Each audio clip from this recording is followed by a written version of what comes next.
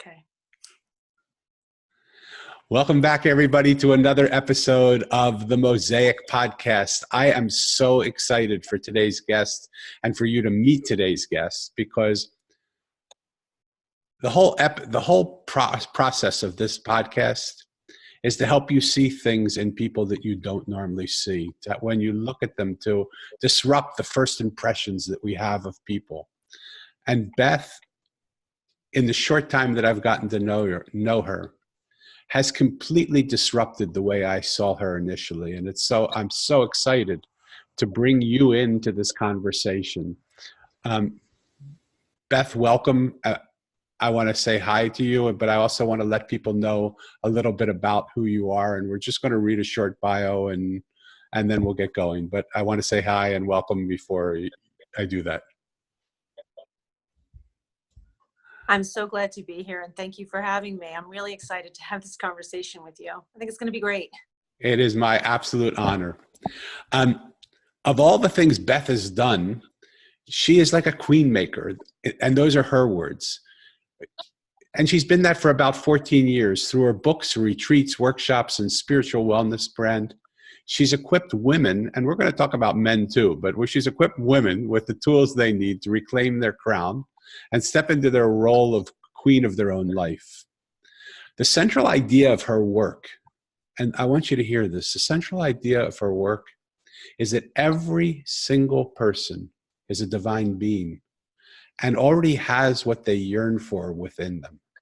Sit with that for a minute, because it's so powerful. It's so much in tune with what we're doing in the Mosaic as well. And that's why I'm so excited to have you. Through her various roles in businesses, she loves creating opportunities for people to awaken to their incredible potential. Beth believes empowered women empower women. Each of her clients becomes an angel to another, as a portion of all of Beth's endeavors go towards funding programs to empower survivors of abuse and modern slavery. And we're going to talk about modern slavery in a few moments. To become thrivers through education and job training, not just survivors. With her firm belief that service is a critical part of a joy-filled life, in 2013, Beth co-founded Durga Tree International, a nonprofit that empowers survivors of human trafficking and abuse through education, job training, and emotional healing. Beth feels that freedom and choice are the foundation of a life well lived. She calls this work a God-Goddess plan, and the mission of her spirit.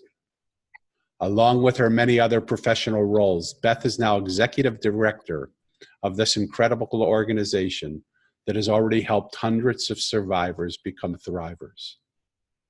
We're going to talk about that organization. We're going to talk about Beth's life. And I welcome you into this podcast to meet this incredible soul. Beth, how are you today? I'm really good today. And I'm really, like I said, I'm happy to be here, to be having this conversation. I love your mission too. I love the Mosaic mission. Thank you so kindly. That's so kind of you to say. I want to start, before we get too involved in your work, to just get a little backstory on you. When you were growing up, what was your favorite thing to do as a kid? I love to roller skate. Wow. And did you get good at roller skating? I did get good at roller skating. I was just an active kid. I loved music. I loved to roller skate, but I actually thought I was going to be a nun. I was very spiritual. Wow. So, when you asked me, my fun favorite thing was roller skating, but I was incredibly a devout Catholic. And I thought that, to be spiritual and to lead a spiritual life, the only option for young girls when I was growing up in the 70s was to become a nun. So Wow. I actually thought that was going to be that was going to be my path. And did you pursue that? Did you enter a convent? no way, because I liked roller skating and music and boys too much. So when I found out that as a teenager what was required of being a nun, I thought, oh no, how am I going to lead this spiritual life? And still do all these wonderful things that gave me joy. But when I was 16, I lost my brother to a heart aneurysm, and I lost my faith in a way. So I went on kind of a spiritual quest through Wow. my late teens into early 20s. But so from what I'm understanding, you already grew up thinking you were drawn to spirituality. You wanted to be a nun, Mm-hmm. but then you lost your Yeah. brother. You lost your brother, which is probably like, how does that happen? We have I have a stepdaughter right now, and one of her close friends just committed suicide 2 days ago, and she was just absolutely devastated. And Yeah. so for someone, she's 15, you said it's 16. For someone at that young age, I lost my dad when I was 13, my mom when I was 15. So I know the feeling of what it's like to lose people that early on. And how was that challenge of faith for you at that moment? Did you lose? Because it seems like you lost your faith, but then somehow the next thing you said is, I wanted to come back and have faith again or something. So explain that to me. Well, I think what happened is at that time I was questioning my faith. There were so many rules in order to be a quote unquote good Catholic or to follow my faith. And it was in the early 80s, and I felt like my faith had no place for women. There wasn't a strong place for women, and I was growing up, and I was already kind of a strong woman in my, I was raised by strong women. But when my brother passed away, it felt like even within the context of my faith, that wasn't answering my questions of what happens to him? Why would a soul depart at 24 of a heart aneurysm? Like I just started having a lot of questions. So when I entered high school, against to my mother's dismay and my family's dismay, I started studying lots of different world religions. And it was through that I returned to my spirituality, but not necessarily the same brand that I was raised within. Yeah. So that's what I meant. So I started leading a deeply spiritual life, but it was much more metaphysical. I understand. And so that you mentioned that was not to the love of your family. How did that go? I mean, here. Well, my mother, it's an amazing thing. My mother really taught me about, having spirituality in my life. And even though she was upset initially, she had an open enough mind and a deep enough connection to her own spirituality that she was willing to listen, and she was willing to have these courageous conversations around alternative thoughts. So even though it was a little frightening for her and not necessarily what her belief was, we both realized that at the end of the day, we really were talking about the same thing, just using different language and different, she had a different set of rules around what her spirituality, her spiritual life was, versus the quote unquote rules or dogma that I was, inclined to follow, if that makes any sense. Complete sense.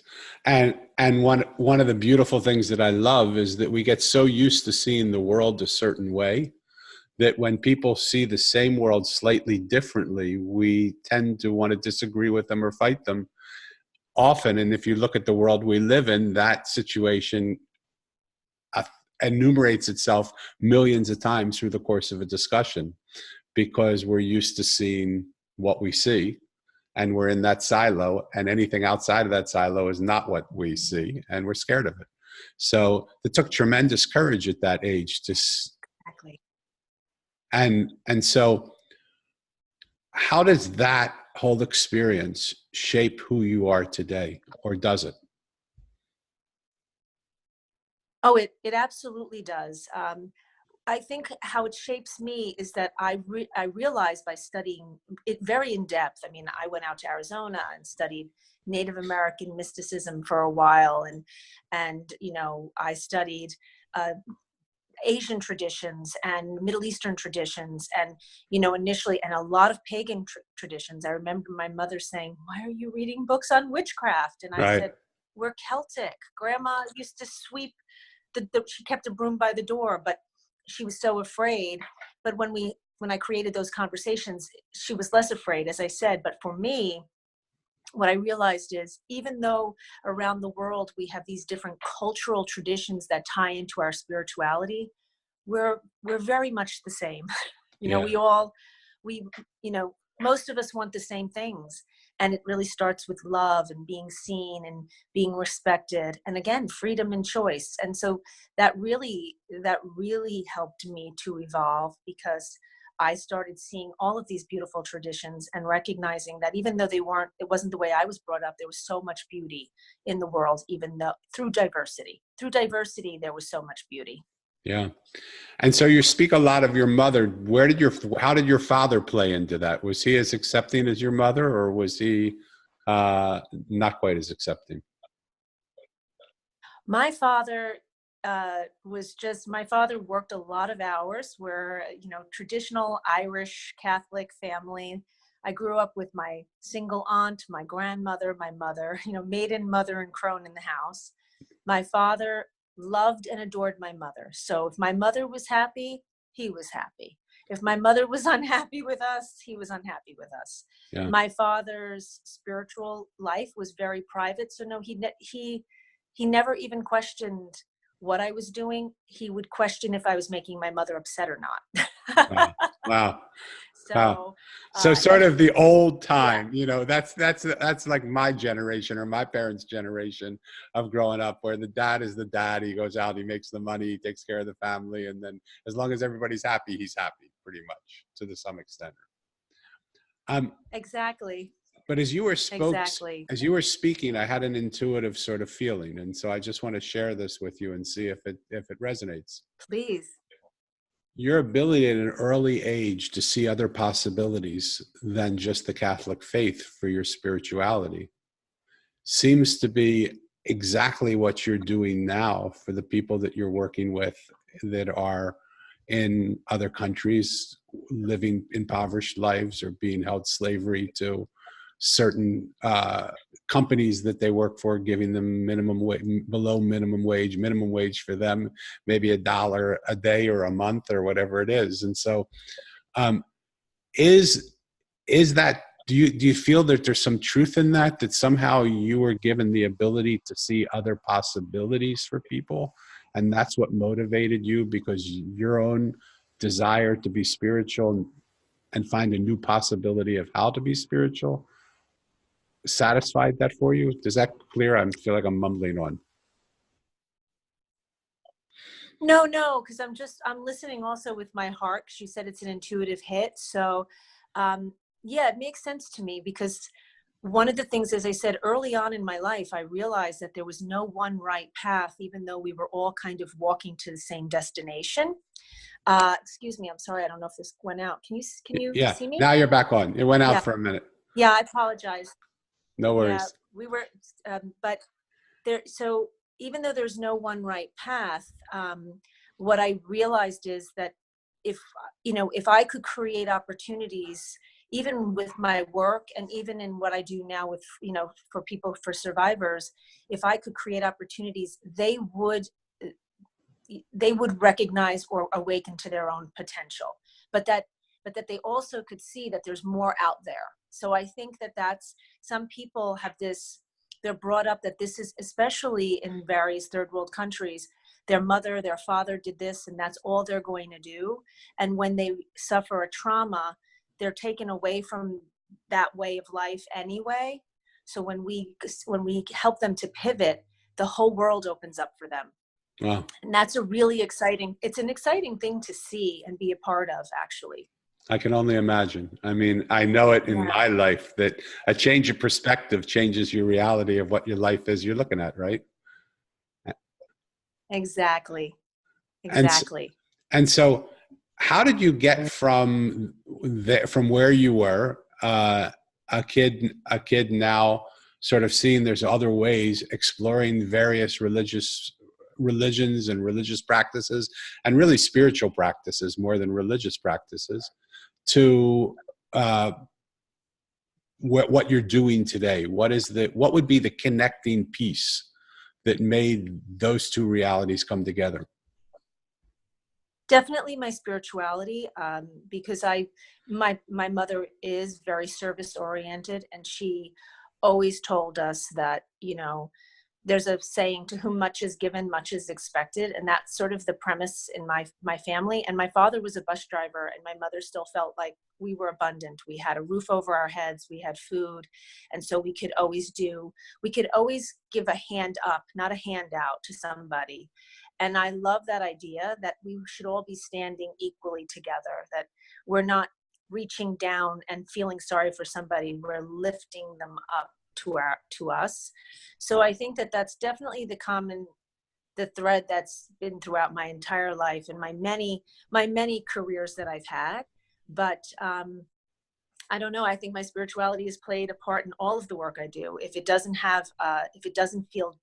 resonate with me spiritually, it's not something that I ever stayed with long term.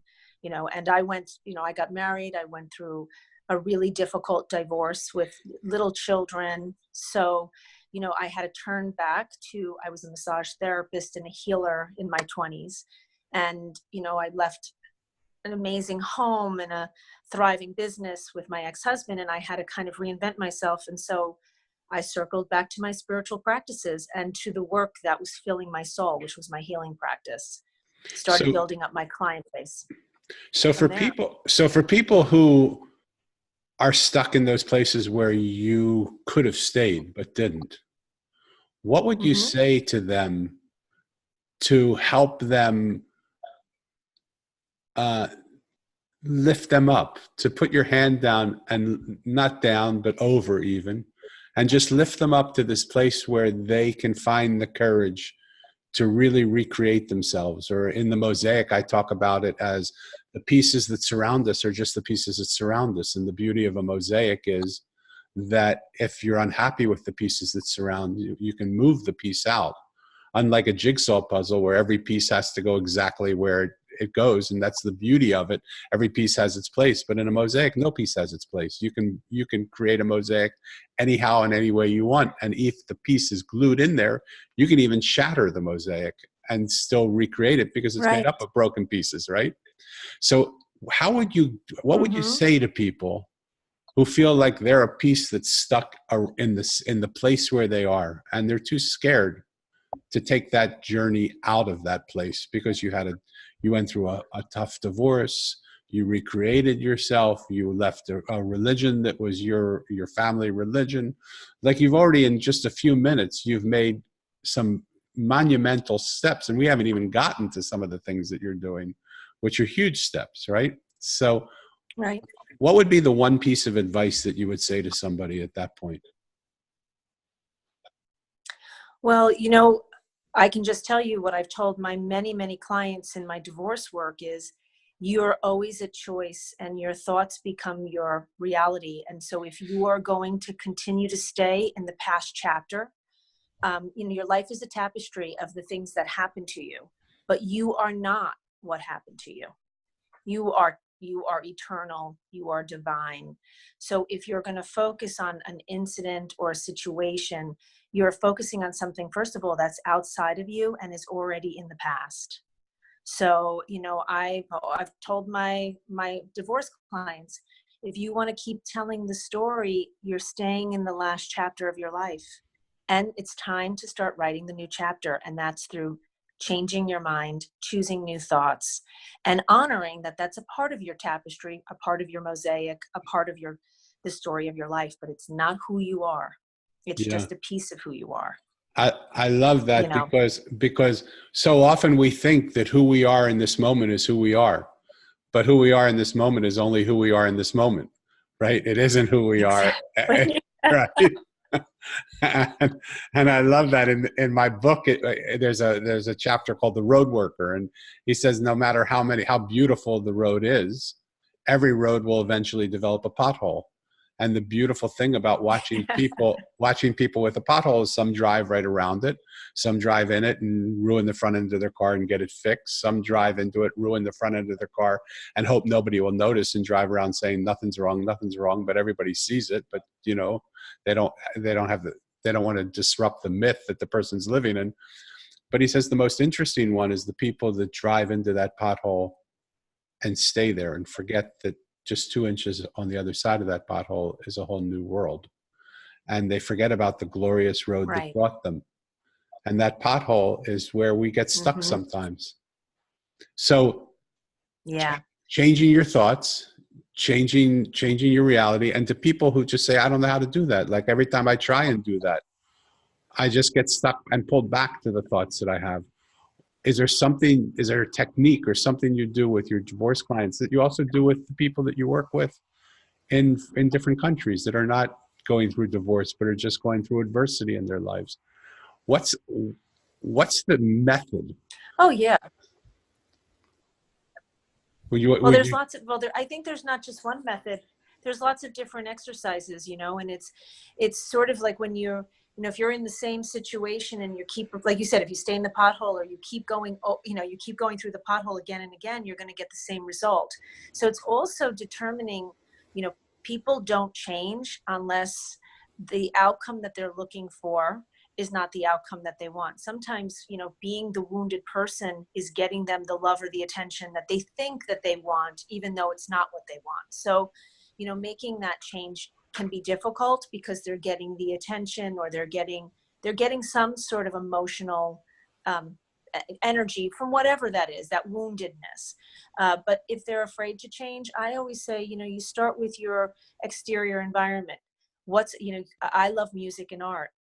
Creating a new fun playlist for yourself, choosing to read different material, watching what you talk about. If you continue to turn back and talk about your lack of money, how it always, I tell people, look at always, never, I always try this and it always happens this way. Well, how about not always trying that? Because if it doesn't work, so pivoting. So really noticing your patterns not only of thought, but the words that are coming out of your mouth, what you do. I mean, we're habitual creatures. So breaking the patterns, I think, even in your daily routines, helps to create a different outcome, especially if you're looking to make a big change, whether that's getting over a partner, creating more money in your life, building a business, whatever it is, creating a deeper spiritual practice, what have you. Totally.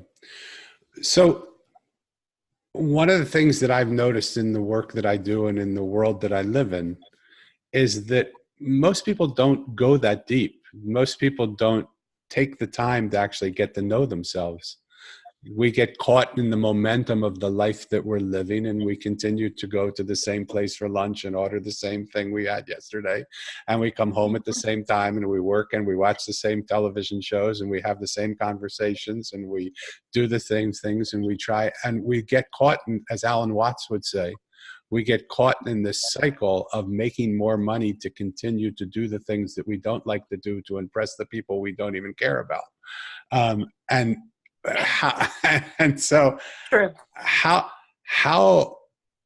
like in your situation, because I want to sort of segue a little bit now into the work that you're doing through Durga International. Is that Durga Tree International? Let's talk a little bit about Durga Tree International and what that is, and then let's segue this conversation. Let's remember where we were, of how to change the reality of people that are stuck in the reality that they're stuck in, right? And so I think it'll be beneficial for people to see, because those people are really, like, some of the people you work with, there's no possibility in their minds that they'll ever get out of there until somebody like you comes along and says, hold it, there is another possibility. Talk to us a little bit about Durga Tree International. Okay, so Durga Tree International was founded in 2013 by myself, my husband, and my niece, who's an educator in New Jersey. And the reason why, it was really almost by it wasn't by accident, but it was by our ability and our willingness to pivot that Durga was created. I owned a wellness center. I thought I was doing my service by empowering women to heal and create a life well lived, however that looked for them. I was buying only fair trade and survivor made products. But we received a call to action from an anti-trafficking organization in India. And what I was told at the time was that there was a village where actually almost every little girl under the age of 10 was now missing or gone missing or down in some of the cities in southern India because of the trafficking epidemic in the T region in northern India. Hold on 1 minute. I just want to, it gets so easy to get that caught in a soundbite. You heard of a village where almost every girl under 10 years old was vanished and now is someplace else.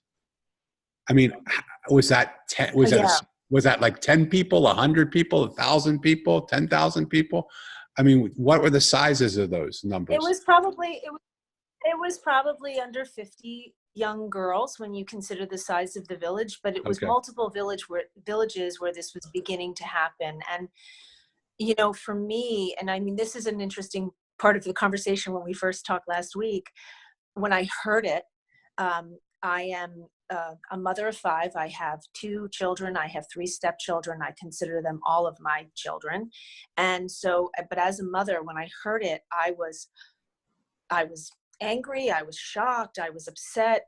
But, you know, I've always felt like we're given all of our emotions for a reason, and it's what we do with them. And so I said to Sarah, who is the woman who's the director of this particular organization who reached out to us, I said, how is this possible? And she educated me on when, you know, the demand for boutique teas has taken away the jobs in like the big tea companies like Lipton and what have you. They were closing down, and the little fingers of the girls that used to pick the tea buds, they no longer needed employment.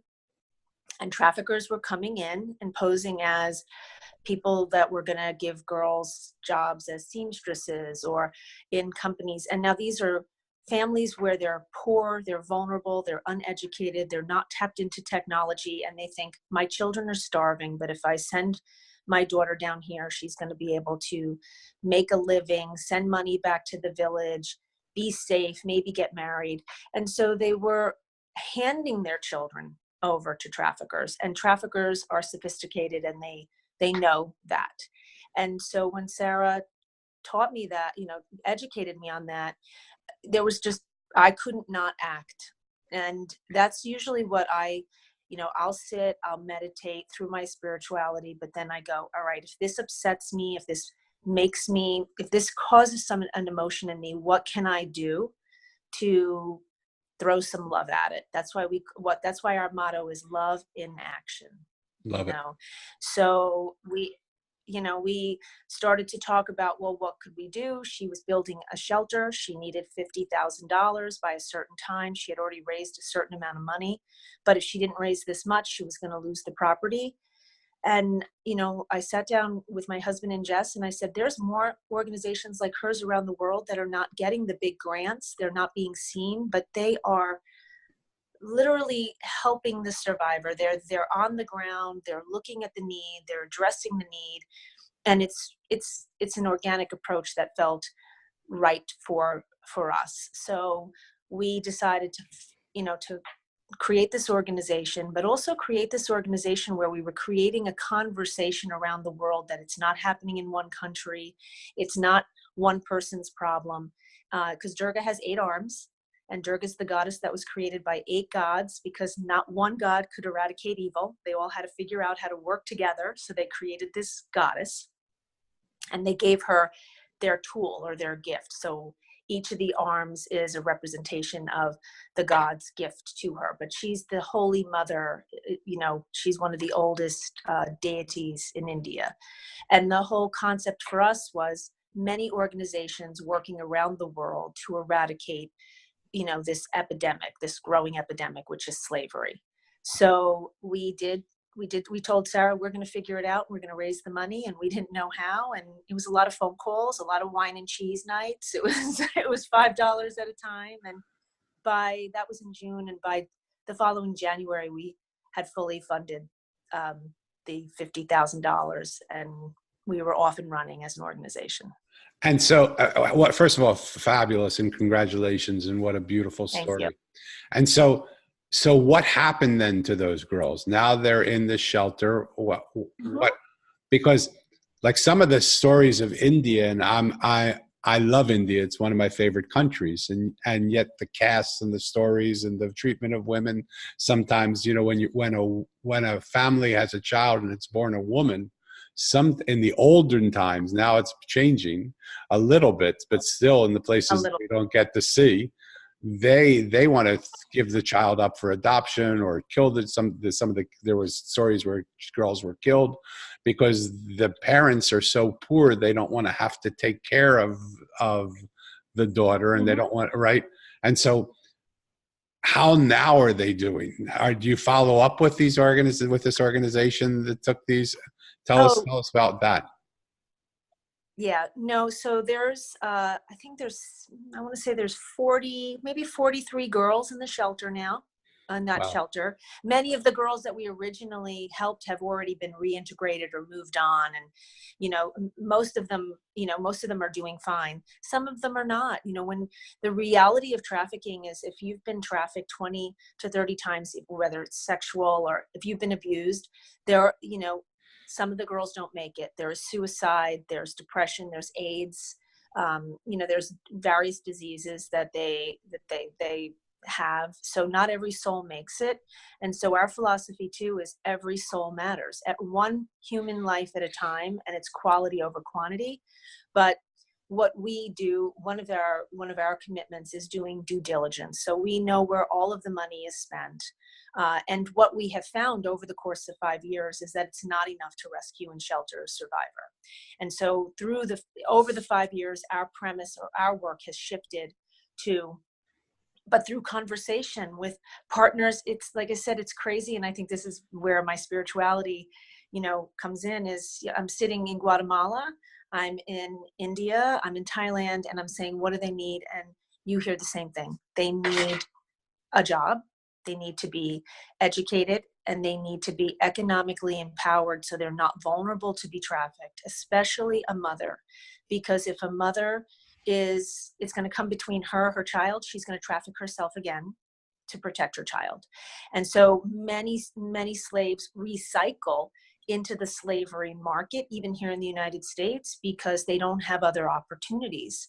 So we shifted our focus from just, helping our nonprofits, our other partners around the world to build a shelter, what have you, to specifically education and economic empowerment. So for instance, in Jalpaiguri, the girls that we sponsor are being sponsored because they're going to school, and we're providing long-term sustainable solutions. So, it's not an easy go, because a lot of in the nonprofit world, people want to see you saving 100,000 girls. And I'm like, right. Yeah, you can rescue 100,000 girls, but then what happens to them after? Yeah. Yeah. Well, we like big results, but what's really important is real results, because we can't quantify what happens to 100,000 people. We can quantify what happens to the ones and twos, or 100 or 40 or whatever it is, because we can watch them over the course of time. One of the things that I think touched my heart the most about what you're doing, and this is not a time for me to talk about it, but we spoke about it a little, is my $1 a month club, where we take the $1 a month from every individual, and my goal is to grow that to 1 billion people, and then that all of us contribute $1 a month. And for the people that can't, we find sponsors that do $2 a month to bring people in, and we invite them in dialogue to sort of see how do they think we need to solve their problems. And it's such a beautiful idea, where we'll meet together, we'll dialogue, we'll use swarm intelligence to come up with possible solutions. And then when we get to the place where we have $1 billion a month, and I think what you were very helpful to me in our first conversation is, well, you don't have to wait to $1 billion.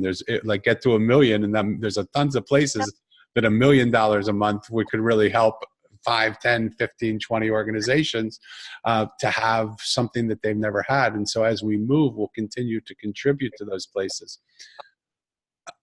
But the thought, really, what I loved about what you're doing is the fact that not only does every person matter, but every person has the ability within themselves to help somebody and to help themselves. Because when we think of the world, when we think of the world as being connected, like, do you believe what we're all connected? Do you believe the world is connected, or do you not believe that?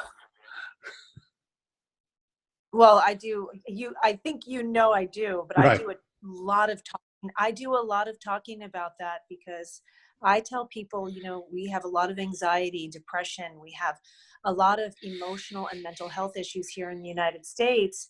And I feel that a lot of people aren't considering, the fact that they might be wearing clothing that, a farmer was exploited and the person who made it was exploited. And then they're putting rose quartz crystals in their room, and they're not considering who mined that crystal, and if it was mined by a slave, and how was the earth and the environment treated in order to get that stone. So there's an energy and an interconnectedness. And so if we're exploiting others, like the earth and animals, to receive a good or a service here, we're going to be affected by that.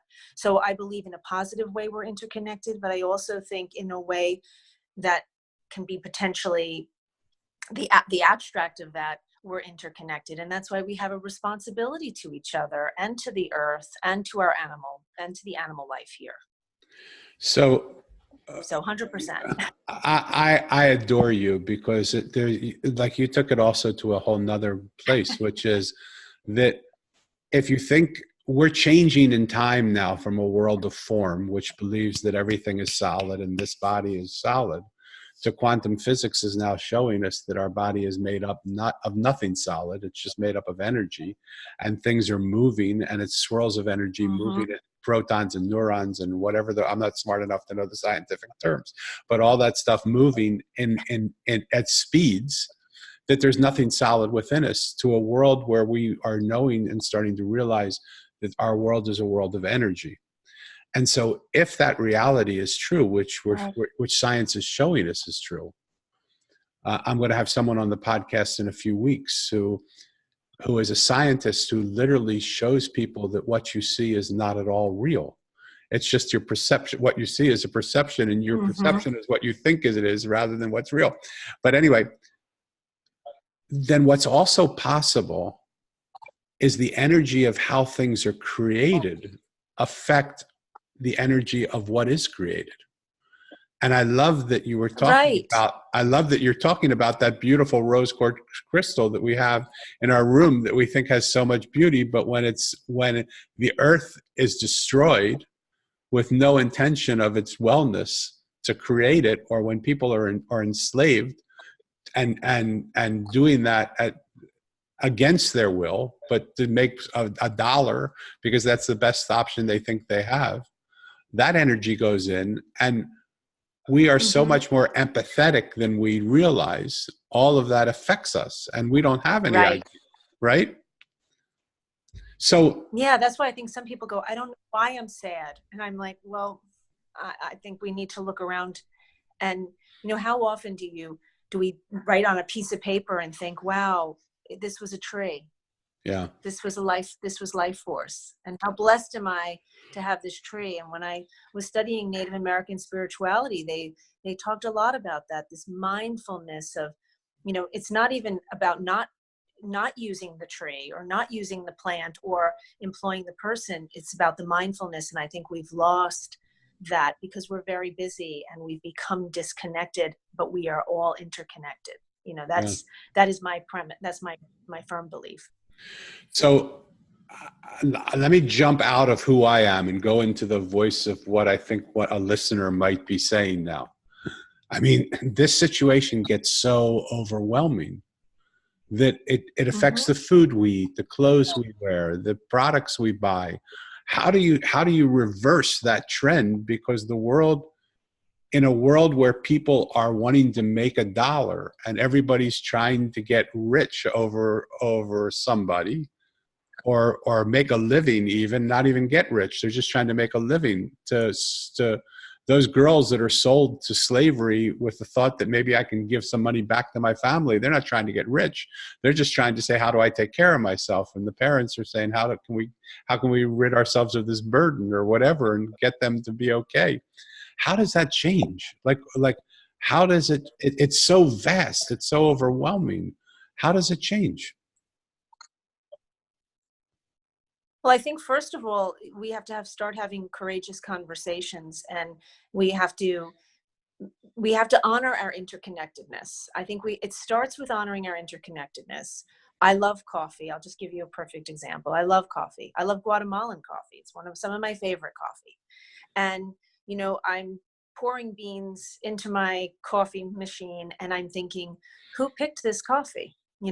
How blessed am I that that person is in another country, in a warm climate when it's 10 below zero in January here, and I still have access to coffee. So if that's a beautiful thing that I enjoy, then it's about creating dialogue around countries where I'm receiving a goods and service. So instead of being overwhelmed, I think first of all, it starts with an intention of gratitude. Even if you don't do anything, be aware of what you have, what's around you, and how blessed you are. And, you have IT, we have technology. So much IT comes from India. We call call centers and you're calling India. And how beautiful is that? They're helping us with a solution for our cell phone. But it's this being awake to our interconnectedness, and not being afraid or feeling guilt or shame, but first awakening to that. Secondly, it is about asking questions. A lot of people say, wow, I don't buy girls. I wouldn't be involved in the sex trafficking industry. I can't change the cultural mindset of somebody in India or in Thailand. And I agree with them there. But I always say to them, but you can talk to the companies where you purchase your products. We have more power than we know because we're the consumer. And if we pull our dollars, we don't need to consume the amount that we consume. We can hold off on the extra pair of leggings or the coffee, or whatever we want that instant, to make a demand to understand and know where something comes from, and say to a company, I cannot buy something from you if you're not going to treat the people who manufacture your stuff with integrity, or you're not going to respect the earth. I mean, palm oil, most people don't even think palm oil is in Cheez-Its and in organic products, but we're not thinking where it's harvested. There's so much slavery. It's killing the rainforest, and it's killing orangutans and tigers. We don't know that. So I say, become awake, just educate yourself, and do small things. Like on our website, we have a conscious consumer guide. Check it out. Make small changes. I don't know, I'm sure you remember in the 70s when I was growing up, there was no recycling. Nobody recycled. New York City looked terrible. I mean, it was just going downhill. But then people started saying, hey, why don't we recycle? Why don't we have these things in airports? And now recycling is a way of life. We don't all do it perfectly, but we're doing more. And so it's shifting the paradigm. It's not here. It's not like where it needs to be, but it's not where it was. So it's shifting it slowly. And that's the thing with human slavery. When, if we want to reduce slavery, we have to reduce the demand. And even though, like you said, people are trying to make a living, it's not me and you and the person who's trying to make a minimum wage living that is going to suffer if we pull our dollars. It's the big companies. And so like, it's, we're not going to suffer. It's the profit. It's the shareholders. And so I just think, wherever human beings are being consumed, quote unquote, animal right violations are happening, and so are ecological disasters. So if we care about the earth and animals, we have to care about people too. So it's about doing little things. It's about making small changes, not becoming overwhelmed by the topic. I'm sorry, are you there? I'm there. You just disappeared Okay. for a minute. So I like the little mystique that you have of just disappearing every once in a while. No, I'm teasing. my witchiness. Yeah, uh, I love everything that you are saying, and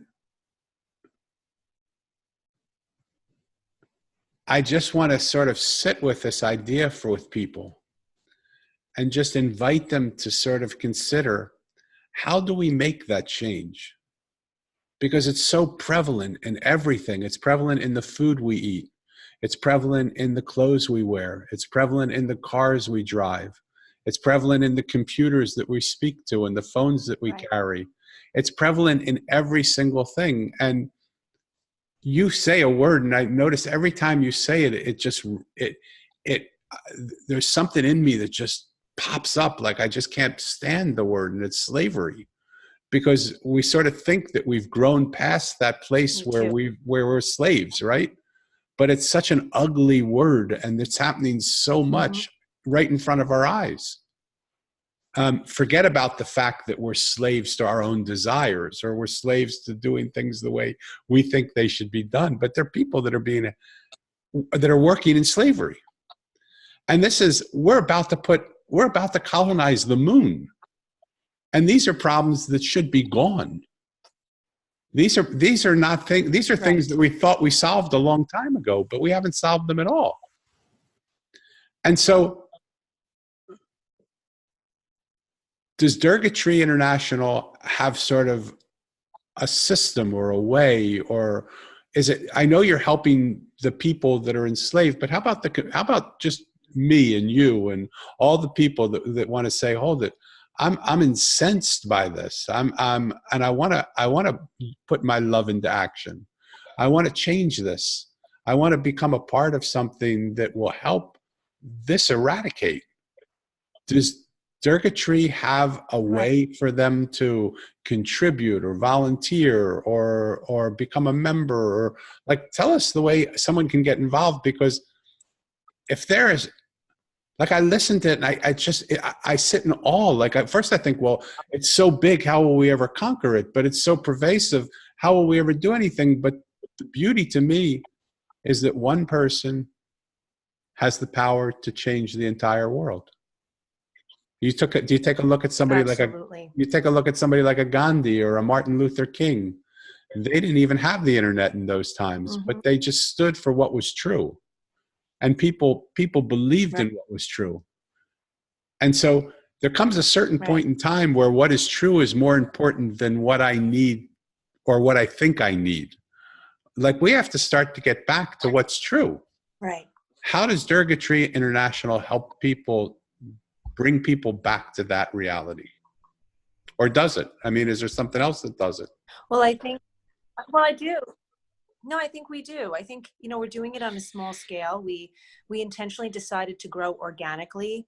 We feel it's very important that our community of donors and volunteers and investors is taken care of, as well as our donor, as well as the survivors that we're helping to become thrivers, because we're interconnected, right? So I think there's many different ways. First of all, as I began to tell you, I think it starts with courageous conversations and ultimately respect. We have to respect the cultures in which these things are happening. So, for instance, in India or in Guatemala, what they need in education and job skills is, we can't go down there with an agenda. We have to ask them. We have to trust that they know what they need, because they're divine beings too. Just because somebody needs a hand up does not make them less than us. They just need a hand up. Everybody needs a hand up at different times in their life. So having those conversations. Durga, our big platform here in the United States, because people will tell me all the time, well, it's happening here in the United States. Yes. And it is. Girls are being trafficked in the United States. So are little boys. Their labor is being exploited here. But there are organizations that are addressing those issues and receiving grants that's not what we're doing. What our big mission here in the United States is twofold. We have a travel safety toolkit that we're digitizing for young people who are traveling abroad, because our young people are international beings. They travel. My children travel more than I've ever, than I traveled until I was 30 or 40. Right. So we're excited about empowering them. We also have our conscious And consumer hold on 1 minute. So are those travel kits, is the thing that you're not saying in that is that children who travel independently to foreign places run the risk of being taken into some of this slavery, or what are the safety guides for? Absolutely. They're absolutely at risk of being trafficked, exploited, raped, abused. They're vulnerable. And so my belief is that you don't act in fear, but if you're informed and you're educated, then you're not reacting, you're proactive. So, Yeah. how do we empower our young people to become international citizens? They have to recognize that cultures are different where they travel, that situations are different, and that we want to give them all the tools that we can so that they are as safe as possible. So we actually have a great intern. We have the toolkit, but we're digitizing it, and it's free. This is something we offer because we are a nonprofit. It's free to any student that wants it. And the other thing that I'm passionate about doing is I will come and I'll speak to schools, I'll speak to groups, I'll speak to communities. I do PowerPoints on conscious consumerism and how we play a role, but small steps we can take every day to reduce the demand through our simple actions. And there's so many small, simple steps. We have monthly contributions, $5 for freedom, $5 a month for freedom, which helps us support our program. So there's simple ways. I mean, of course, if somebody wants to send me a $5 million check, I can't tell you what I could do with it because I don't have a lot of overhead, but I'm being silly now. It is. But that, let's not be but silly now. also, Let's not be silly now. no, Why not have the yeah, no, possibility and no, put I'm it not. out there that Of somebody course, listening will be moved by of this so course. much that they'll send a $5 million check to you? I mean, Oh, of course. No, that's not the point. I mean, we could do 10 million too, but what I'm saying is many hands, and I love to say many hands make light. When you think of light workers, make light work. And so every single person can do something to empower other people to be free and to have choice. Because when we're free and we're at choice, there's a different sense of peace we have. And you touched on something that's critical to the work that I do here in the United States when you said many of us are enslaved in different ways in our own personal lives. And that's why on my bio I say empowered women or empowered people empower people. Because when we're still struggling, when we still feel emotionally enslaved to something or attached to something or caught in fear or anger or pain, we're not able to get out of our own story and into the world around us and empowering other people. So it is part of my work to uplift and empower people, because when they are free, when they feel like they're free of their pain or free of their story, then they do have the power to go out and change lives. That's why I am very passionate about people getting past their pain story or getting over that so that they can go out and make this world an even better place for themselves. And even others. I love the way you do it because it's just lifting up people.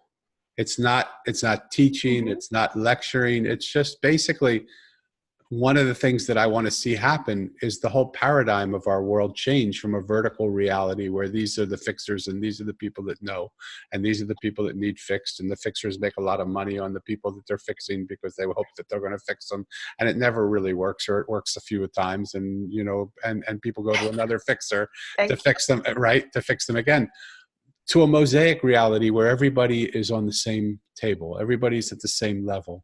And sometimes you just need to lift the piece up of where it is and move it to another piece, move it to another place to have a different chance of how to do it. And that whole idea of just lifting people up is the upliftment that the world needs. I love that terminology that you have, that the upliftment of our world is if when we all decide to just lift one more person up, no matter where we are, we can always lift somebody up. We can be at the bottom of the barrel, but we can lift somebody else up because there's somebody down there with us that needs it just And in think of the that moment. potential.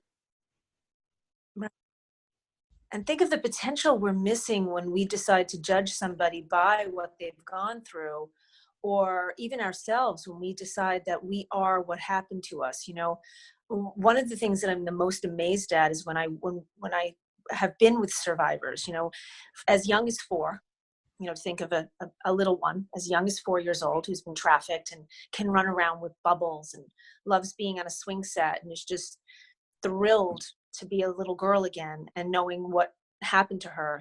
And, you know, to hear these amazing social workers and people who day in and day out are dealing with such trauma and pain, but they're these beautiful souls who are not feeling like, they're not acting as though they're the healer. They're reminding these survivors that they're not what happened to them.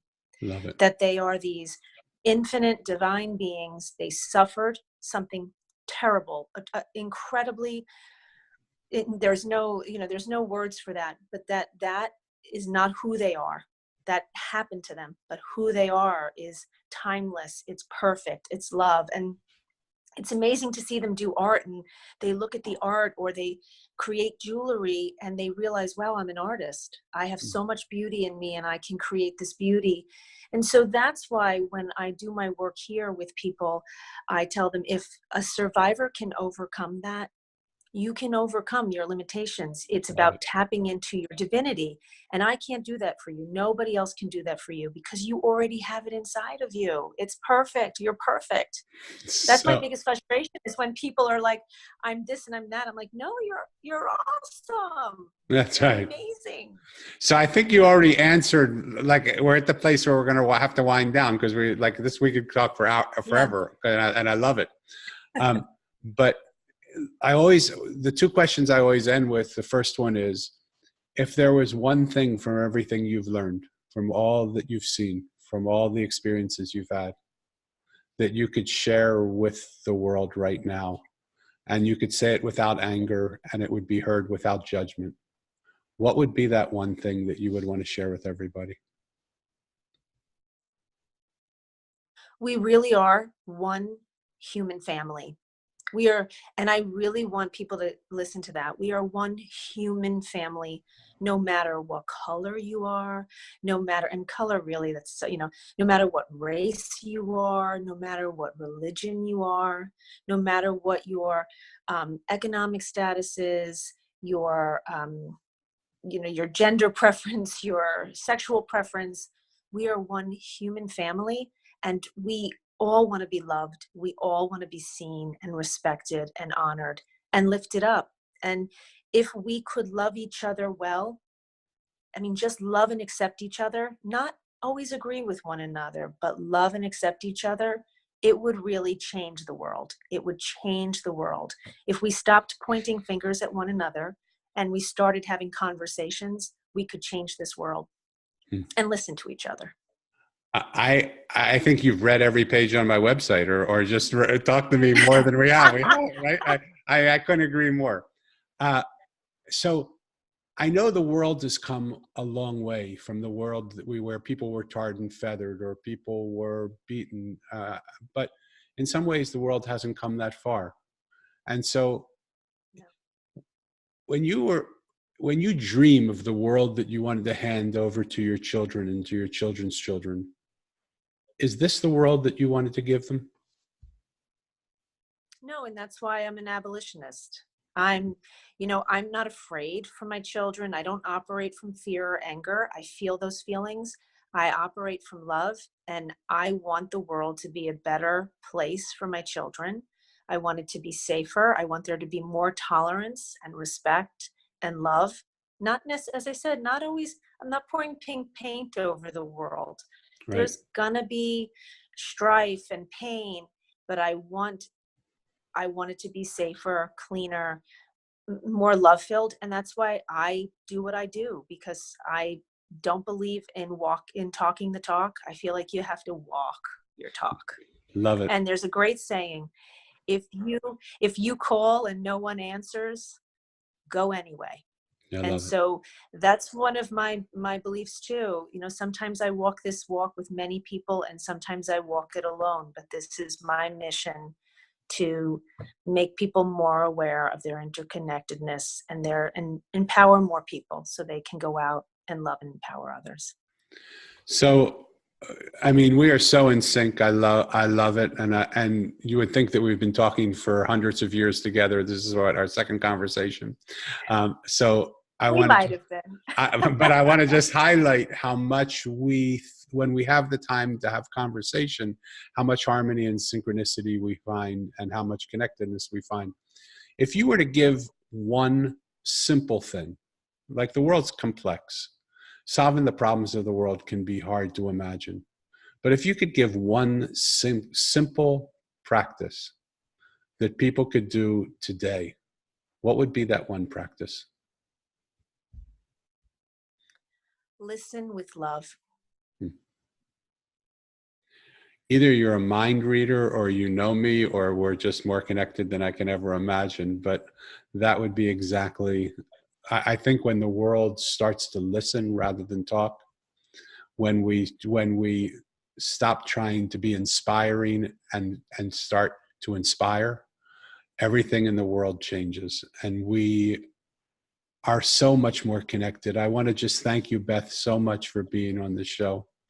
If people now, if they don't want to get in contact with you, I don't know what's wrong with them, but if they do want to get in contact with you, if they want to contribute or be a part of the work you're doing or learn more from you or have you come and speak, how can they get in contact with you? And we'll post some of this below when we do it in our show notes.